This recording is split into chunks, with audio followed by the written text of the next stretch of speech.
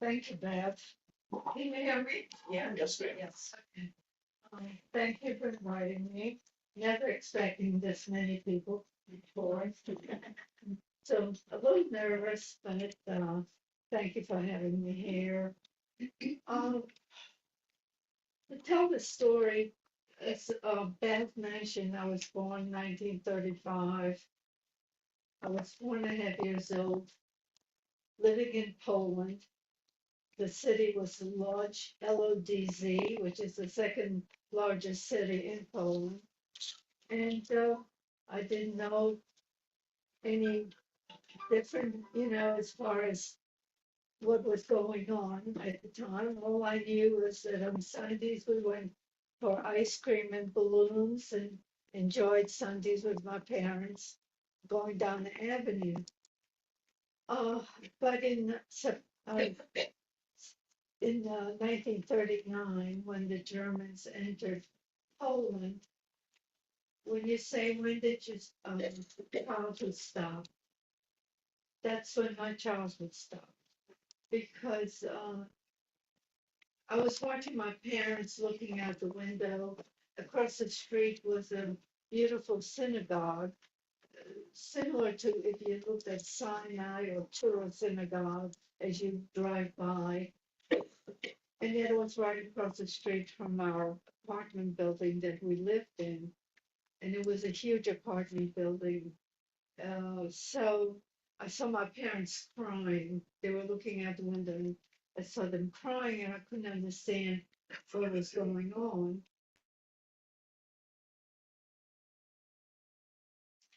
Taking out all the prayer books and prayer shawls, everything that was important to our religion, and putting it in a heap and torching it.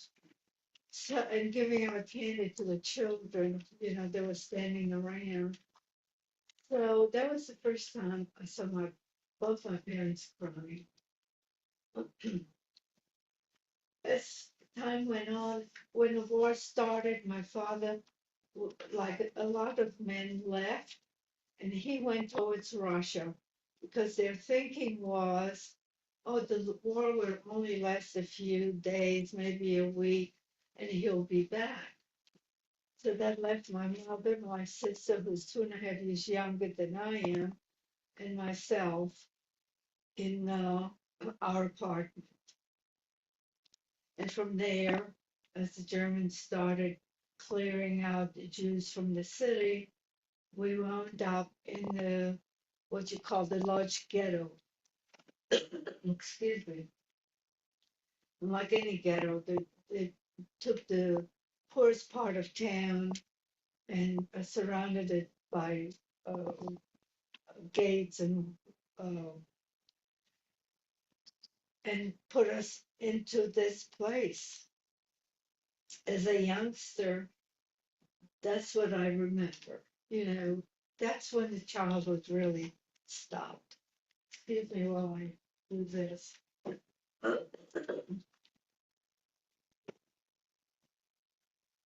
So the three of us wound up in the ghetto, and my father was gone.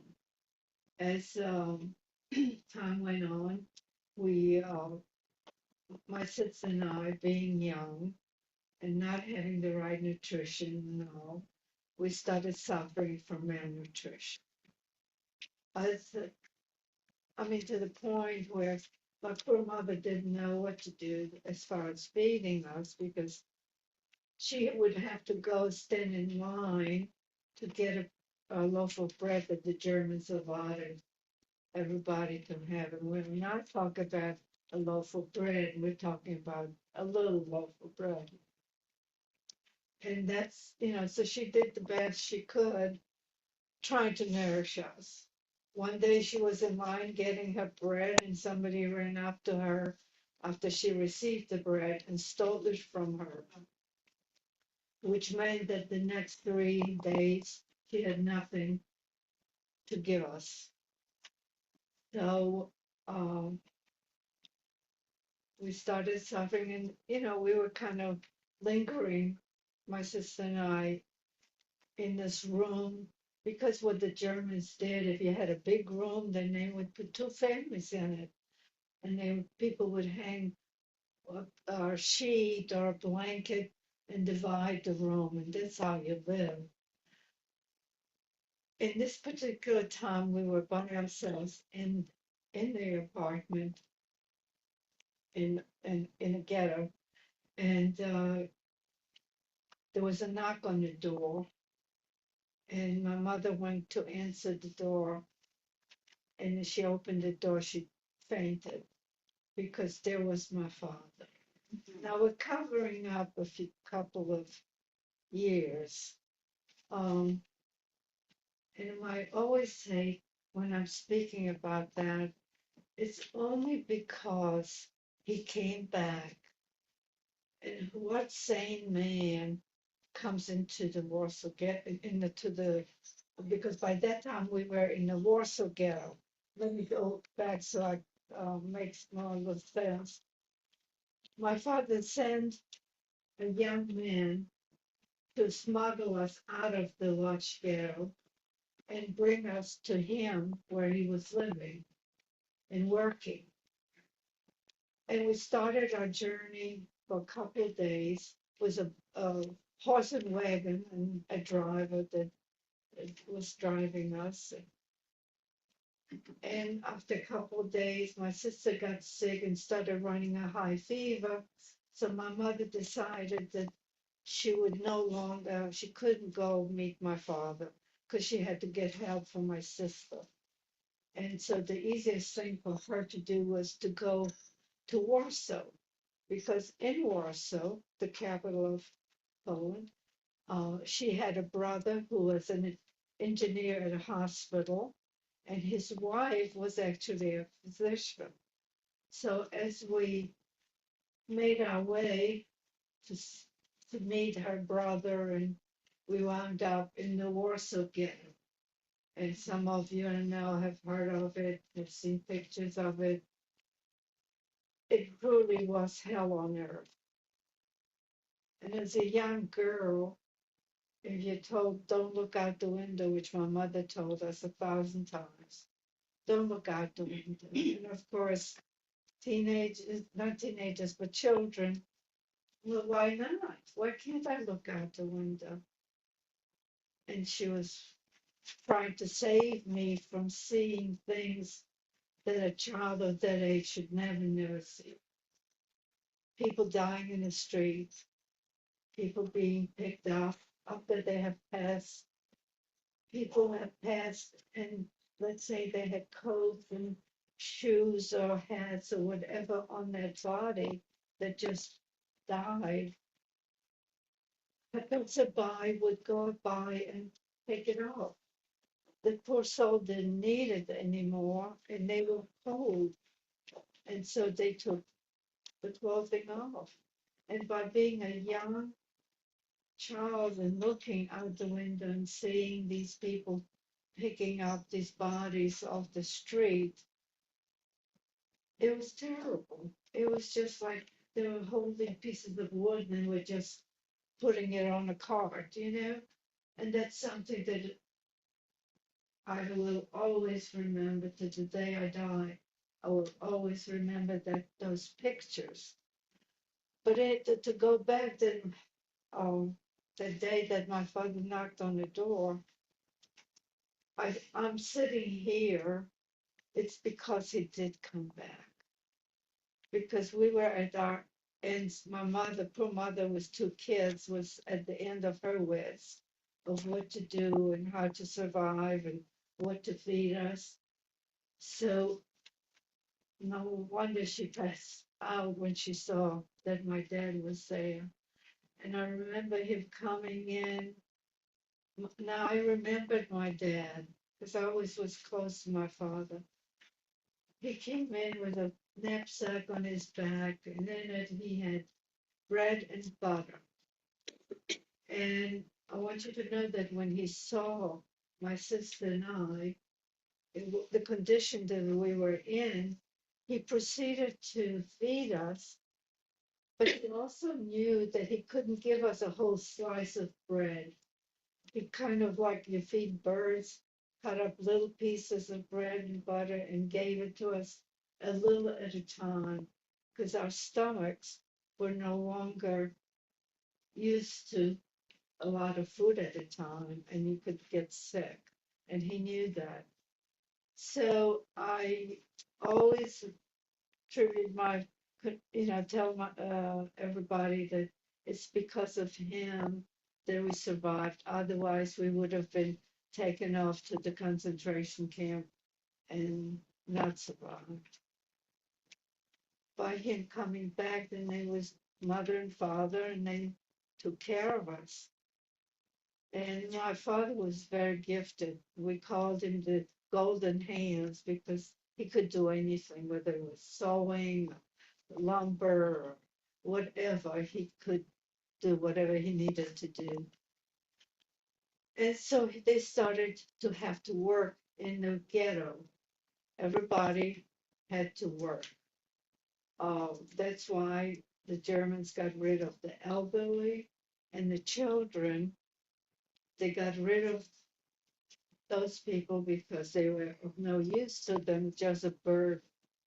So uh, when my father came back and my mother and father had to go to work, they would find places to hide my sister and I. In the beginning, they hid us in the factory where they worked. They made wooden soles for prisoners. And so they would bring us to the factory and hide us among the soles because they would be stacked in a way where the inside was hollow and we could sneak in underneath and sit there. Or they would take us under the floorboard and we would sit there. But it was becoming more and more dangerous to bring us to work with them because the Germans would go through the factory and if they found any elderly or children, they would be taken away. So they were always thinking what to do next. So the next thing was my father, in this room that we were living in, there was like, we call it in English, coffer where you store things uh, made out of wood, and you would store your linens or whatever in it. So my father made a false top, and at the top he just put dirty rags and old newspapers, and that's what you would see if you lifted the top. But underneath, he had made up two little seats, and my sister and I would crawl into that piece of furniture. He would put it against the wall, and off they went to work, and we just sat there. But because of the traumatic experience that I already knew, um, we knew that we had to sit in that piece of furniture, not talk, not make any noise, because the Germans were always going through the apartments and to see who was left behind. So God only knows, but we learned that we didn't talk, we didn't make any noise, we just sat there. And that's how it went, day by day. I mean, when you think about it, now, I got older and now I had my own children, how do you go to work and work with your mind always thinking, well, I wonder what's happening in the house? Because if we made, if the Germans went through, they came home and maybe they wouldn't find us. So the nerve wracking was very hard on my parents. And yet they were always thinking uh, one step ahead of the Germans. And as they saw that people were being taken away, arrested, and dying, They would think the only way to survive was to get out of the Warsaw Ghetto, and that meant smuggling us out. But you needed three things. You needed papers that would say that we were Catholic. You needed a way out of the ghetto and on the other side, which was dangerous, and somebody was taking a chance doing it. And then the most important thing was finding a Gentile Christian family that would be willing to take the chance of accepting us in their home. That was the only way really to survive. So although I didn't, we never talked about it much, but I know that it was the help of the underground who found a mother and daughter that were willing to take us in. We had Polish names and we only spoke Polish, so we kept the same name, but it said that we were Catholic. Because Skoretsky is a real Polish name, and my parents' first names were really Polish. So uh, the papers, they got the papers, and then the thing that they were arguing about was how to smuggle us, Malala and I, that's my sister, out of the ghetto. There was a discussion about a German officer that was being driven in and out of the ghetto every day. And they were thinking of drugging us, putting us in oh, the back of the car. Uh, yeah, and putting us there so, we'd be knocked out and driving us out. But my mother refused that. She said no, she wouldn't go along with that. She was afraid that we would wake up and maybe make a noise or something. So she didn't agree with it. So what they agreed on was there was a garbage truck that came in and out of the ghetto.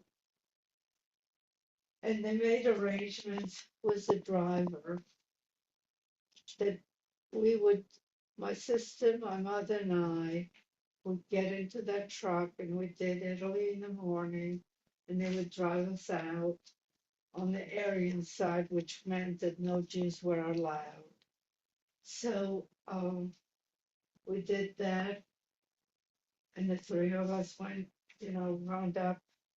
We had to catch a streetcar to get where we were going.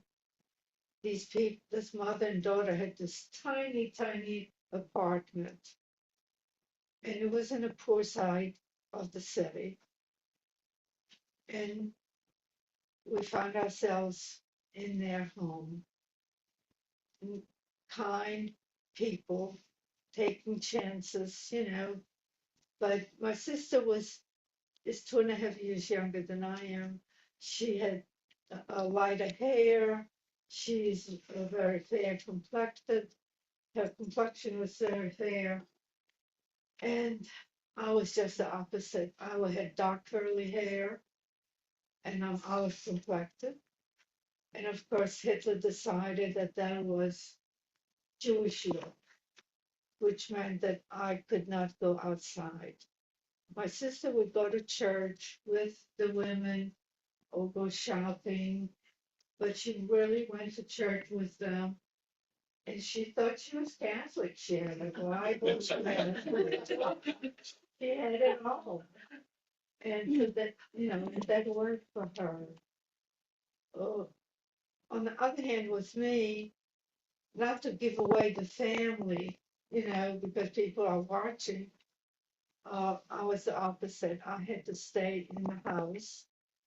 And if there was a tap on the door that somebody was knocking, I would go into an armoire and sit in the armoire until company left. So we went on like that for a little while. My father found a job at a lumber yard, which he was very knowledgeable about lumber and machinery because his family owned lumber. So um, he he went to work. My sister and my mother and the two women would go shop. And I think the most hurtful thing for my mother was, as they went shopping, there were places where you could go look at furniture and all kinds of household goods. And they were all Jewish household goods that the Germans had taken out of their homes. And so I always thought that my mother was a very good actress because she had to put on this false face as she was with these women shopping and hearing not the good things about the Jews, and yet she did it. So we, we went on for a while like this, and then my mother was feeling sorry for me because I wasn't getting any fresh air. So she decided that there was a small balcony, and she decided that at night she would put a kerchief on my head and cover most of my face and let me sit at night to get some fresh air. And I did that for a few nights. And one day, the neighbor across the street came to see a woman that was in charge, the mother, and she warned her. He said, I know that you're hiding Jews here, and unless you report them, I will report you. And my father used to come for lunch. He came to, to be with us. And when he heard that, he went to his boss at the lumber yard and made an excuse that we had to leave because family was coming in from the countryside and we had no place to go. Would the boss, allow him to bring his family to the lumber yard? He built this, he would build this room and he could be the night watchman besides working there. And so that's what happened. And his boss said yes. And so my father built this primitive room, no plumbing. It's amazing what you can live with when you have to. And we moved into the lumber yard. And we actually stayed in that lumber yard until the Allied forces started bombing Warsaw. And when the noise, when the bombs came down and everybody was fleeing away to get away from the bombing, we kind of blended in and we made our way among the other people into the countryside. And when we came to in the countryside, again, my father stopped at this farmer's uh, house, and he said he wasn't feeling very well. Could we stay in his barn for a day? So we did. And then he went to talk to him again. He said, I could help you on the farm if you could just let us stay here. And we stayed at this farm. And we used to hide from the bombing. I remember these trenches that they built so we could hide, in the fields, so maybe we wouldn't get hit. Um, so we did that, and as it turned out, we were one day it was very quiet, not nobody was around, and next thing we know, we had soldiers coming, and as it turned out, it was the Russians. So the Russians were actually our liberators. And since my father had lived under the Russian rule when he left, he knew what it was like living under the Russians' rules. And that's when he decided that we just had to get away from Poland. and we had to make our way out. And we made our way. We started walking from Poland to through Czechoslovakia to the border between Czechoslovakia and Germany. And this was the part where the U.S. Uh, was in charge of. So you had the U.S. Army there. And I remember we reached the border where the Americans were.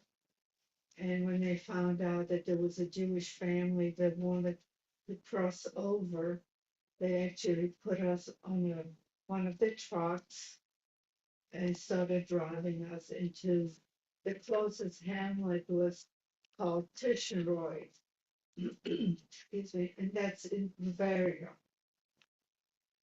And so, I'll never forget when the American soldiers, everybody will tells those stories about American soldiers as they put us on a truck. We didn't speak English, they didn't speak Polish, but somehow they pulled out the Hershey bars. And then we knew what to do with the chocolate. But then they pulled out the chewing gum, and we had no idea what to do with chewing gum. And there were, so it was chew it and then spit it out. So that's how we learned about chewing gum. But we made our way to this little hamlet, and believe it or not, my childhood started all over again. And this was in 1949. No, sorry, 45. And we talked about resentment, and I didn't have any resentment. First of all, we were free because the Americans were there, and we were free to build our own community, like pray, just a room where they could pray, because all these survivors were coming from all over. And the sad part was that they didn't have any family. One, there was no family unit, and that was what's so unusual about my family. It's because we survived four people together, and I, as I say, it's because of my parents. They were always thinking of what to do and how to save us. And the interesting thing about it is, which I never thought about, when Professor Larry Powell wrote a book about this, he came up and he said, "Well, Anne, you saved your parents." And I didn't understand what he was meaning, what he meant. And then he says, "Well, because you gave them, they had to think straight and they had to keep their wits about them to make sure that you survive." So I'm forever grateful. And once we arrived in this German little town, we were free to do and go where we wanted to. And my parents, who had enrolled in school because there were no children, there was another set of sisters that were our age, but that was it. But we were in a novelty, to see children. So we went to a German school taught by nuns. We were excused from religion. Um, my mother found a professor that taught piano, and we took piano lessons, and we had rehearsals and recitals, and that's when we started living a free life again. And so, if we talk about resentment, I didn't have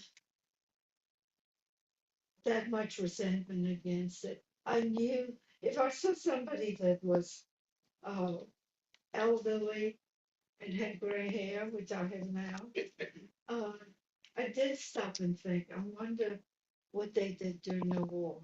It was a natural thought. But I didn't hold grudges.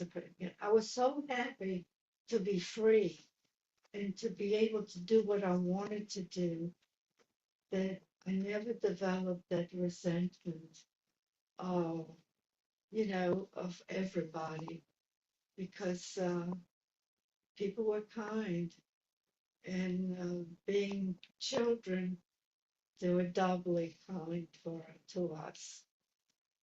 So that sort of catches up us till till after the war.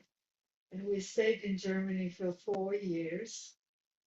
In the meantime, my father and then another young man decided that there was no transportation after the war in Germany. And so all these little hamlets, they didn't have any connections because there was there were no buses, no transportation. So they built a bus company and started running the buses from one small town to the next. And in 4 years, they built up quite a bus company. But when the papers came finally that we could come to the United States, which was 49, um, they dropped everything and we just wanted to come. Our parents wanted to come to the United States. That was the safest place for us. And thankful that they made that decision. And then the funny part of the whole thing is that we came by boat and we landed at the Poland Wharf. So that was our landing place. And the women here in New Orleans, the Council of Jewish Women, and they're phenomenal. They took care of us. They helped us in all sorts of ways. The teachers, the teachers in school. Well, when I started school, and we were kind of lucky. I started 8th grade, and she started 6th grade, not knowing the language, but we caught up. And since then, it was my idea was, oh, I just want to be an American teenager. That's all. And life has been good. I've been very blessed. Didn't you say you were there? Yeah. They were phenomenal. She was at the dock. We had, New Orleans had a Fort Dock Committee, the Junior League, the National Council of Jewish Women, I forget with two others, and we were organized to meet the boats that came in. We do have in Illinois Central, I don't even know if it's still there, was, had some representatives, and everything was planned ahead of what we were gonna do with food. And I mean, Anne and her family came through where I was, and it was there. I don't remember them and as a part, but they were then sent to the council would send them to the Jewish Community Center.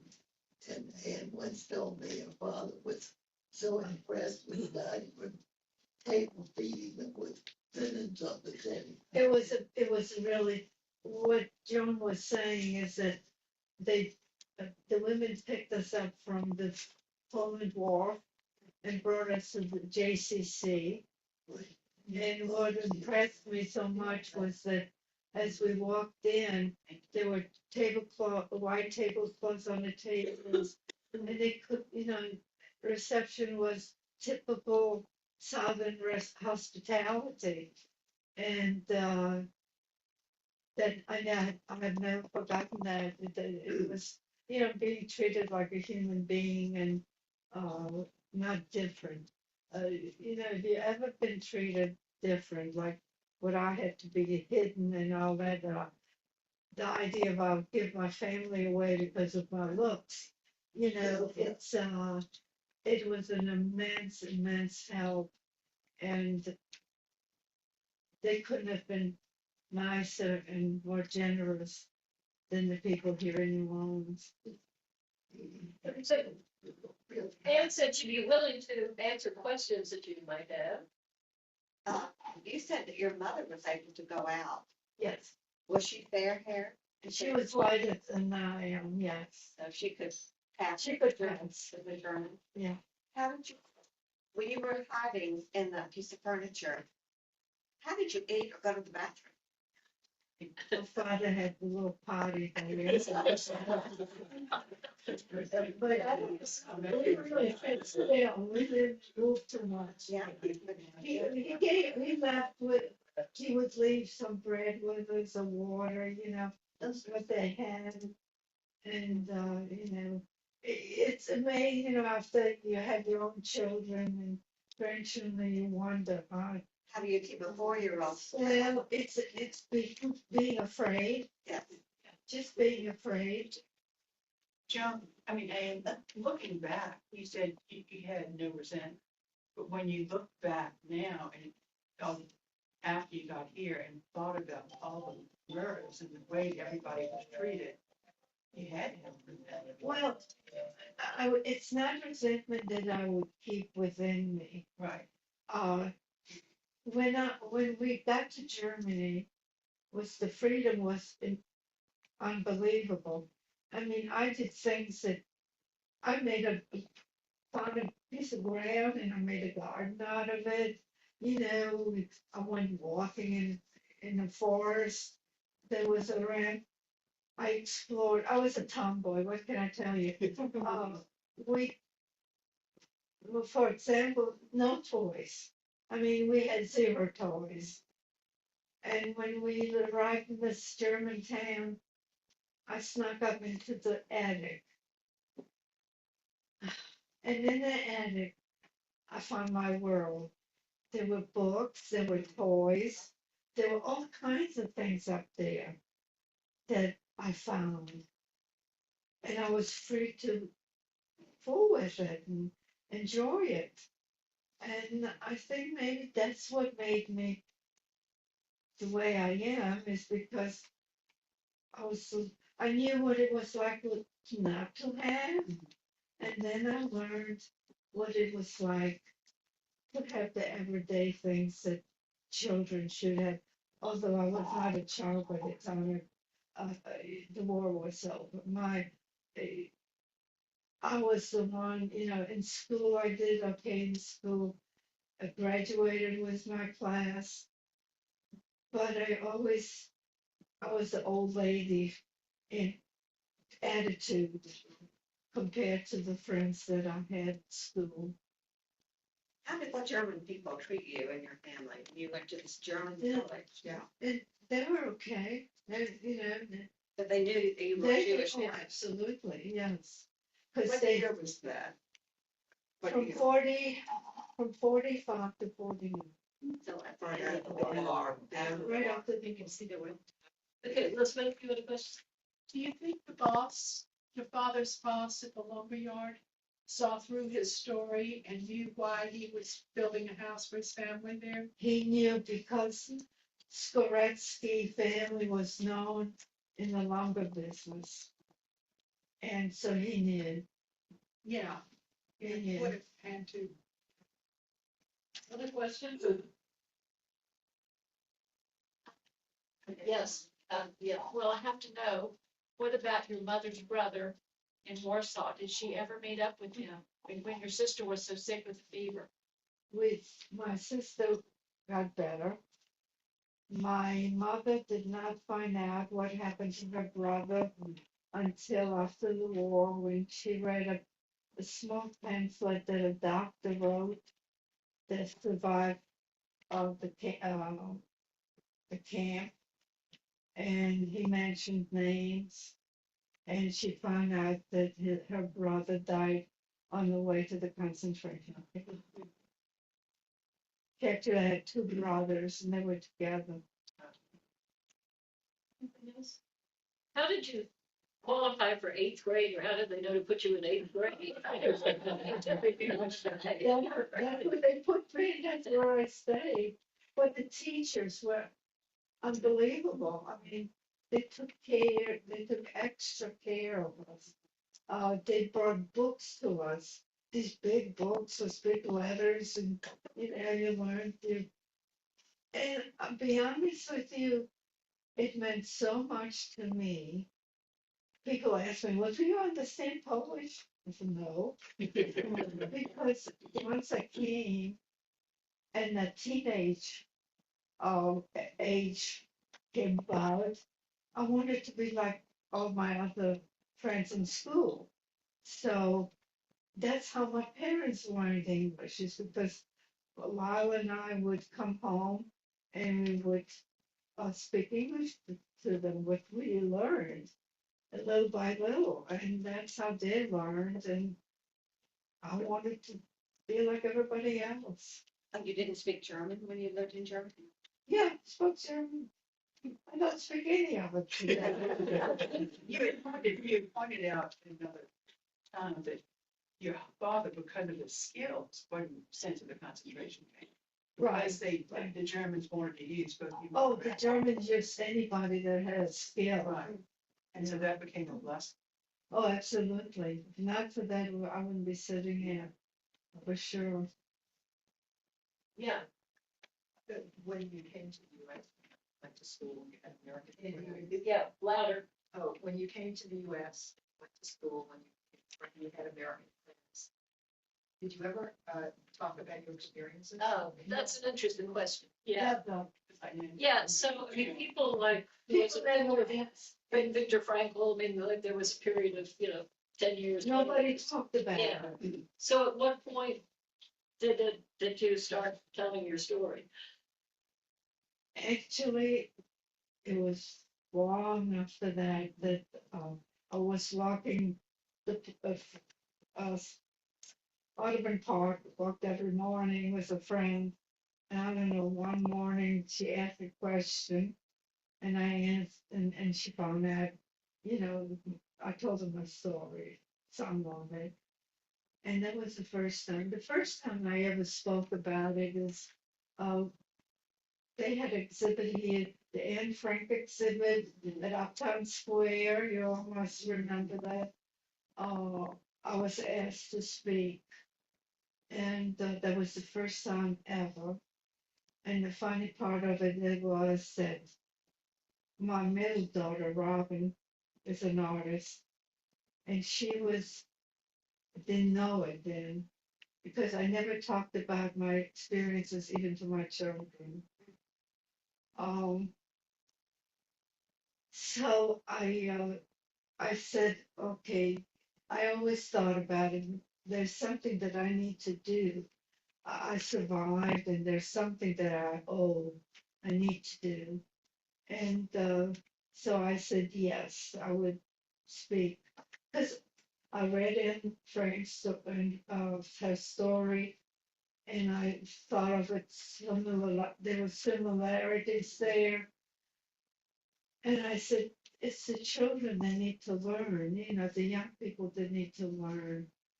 By that time, I had a family, I was married, I had a family. And I felt like, yes, the youngsters needed to know, and that I would talk to the youngsters because I was talking to them as a young child, a youngster that grew up during the war. And that was very rewarding. So I did it. And, but I tell you a funny thing about that.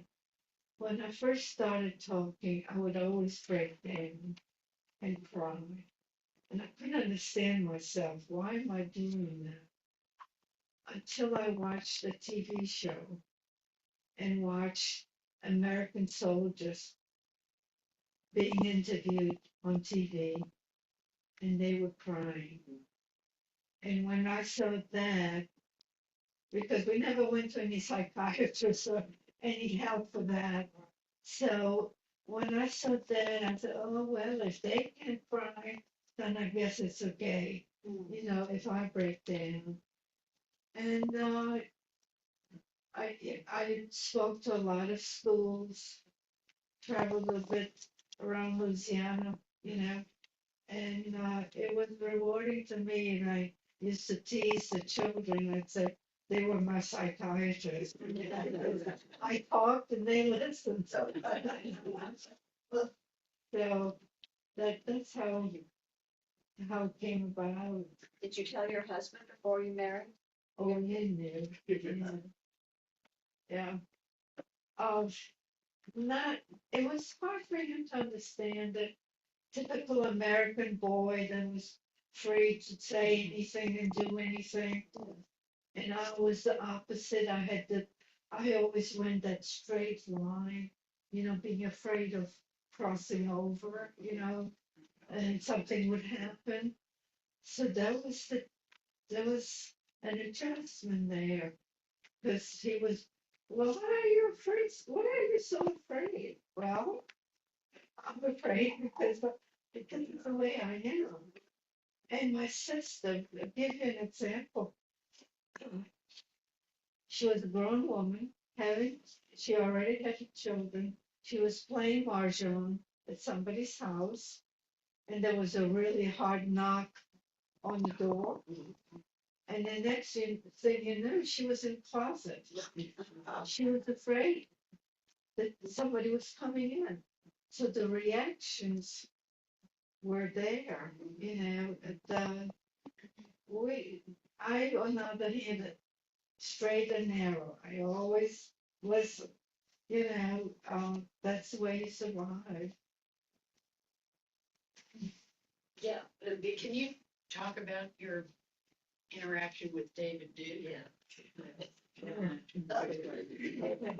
Well, oh, that was something that I was not ordinarily would have done. Uh, Governor Roma at the time invited the Simon Wiesenthal exhibit in the rotunda in Baton Rouge, and a bus was leaving with survivors and other people to go and listen to the governor and see the exhibit. So I was part of it on the bus, and we were waiting for Governor Roma to come out. The exhibit was out, and waiting for the governor. And all of a sudden, I saw David Duke coming out, and I was working with the coalition at the time, trying to defeat him. Even though what I said, if what's his, Edwards runs again, I'm leaving. Well, guess what? The night before the election, I was on the phone asking to vote for the crook. So, never say never. Oh, and so he came out, and it was his demeanor that really got to me. I think that's what really touched me. He was walking from poster to poster with his hands behind his back, and that's how the Germans used to do it. And it was quiet, nobody, he was going from poster to poster, and I very quietly looked over, and I was so naive. I really, truly was very naive. And I went over as he was walking, and I tapped him on his shoulder. Now he's 6 feet tall, and I'm 4'10" now. So I tapped him on his shoulder, and he ignored me 3 times. And finally, he lost his cool, and he turned around, and all I did was, "Why are you looking at these posters? I thought you said it didn't happen." And he looked me in the face and said, "I didn't say it didn't happen. I said it was exaggerated." And when he told me exaggerated, I lost it. And so I started following him because he'd be on the radio. I'll never forget, pulled up to the store where we had our store in Louisiana, and angry because he was on the radio preaching his anti-black, anti-Jew, you name it. And I came into the house and my husband says, "What's the matter?" And I told him, he says, "Well, go get him." So I'll find out where he was the next time. But he never would stop and talk to me. He knew who I was, but he never would stop and talk to me. When you all became citizens, did they expedite it for you? No, we waited 5 years, studied, and took a test, and became citizens. Our most important piece of paper is my citizenship. What was life like for your parents in the US, like once they were here? Because it seemed like your dad was really resourceful over the years doing My father thinks he was 49 years old when we came here to this country. No language, and he found a job before we even found an apartment. And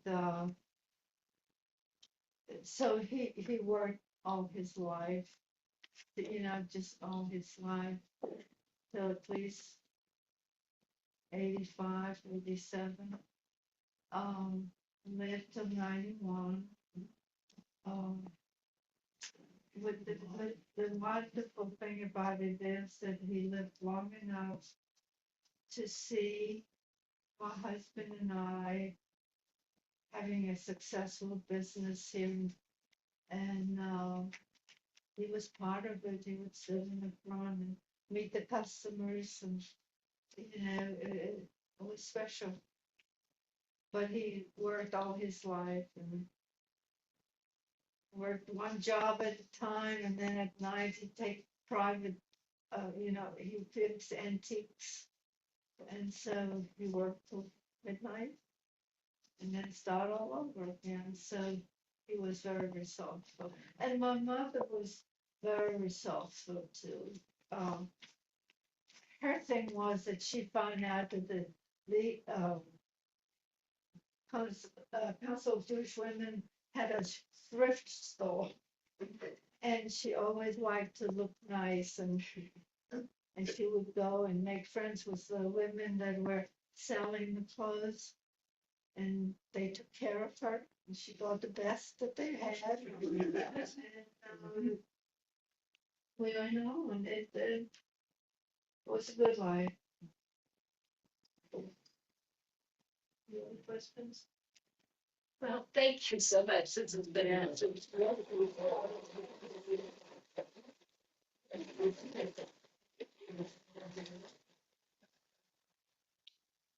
Thank you. Yeah, well, thank you.